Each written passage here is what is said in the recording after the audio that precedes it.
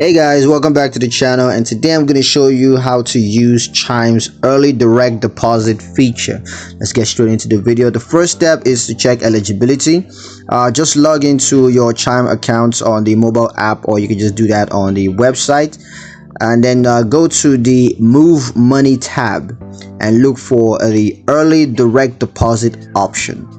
Next, you want to enter your employer's name and address, and then you can you're gonna ahead and enter your direct deposit details, including the routing number and account number, and then you want to review and confirm the early direct deposit setup. Now the third step is to receive early direct deposits. So you're gonna receive a notification when your direct deposit funds are available to your Chime account.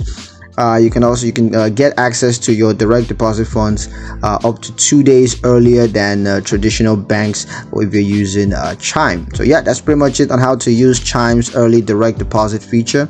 I hope you guys liked the video. If you found it useful enough, if you did, like the video, comment down below, let me know what you thought, share the video with your friends, and subscribe to the channel if you haven't done so already. And I will see you guys in the next one. Peace.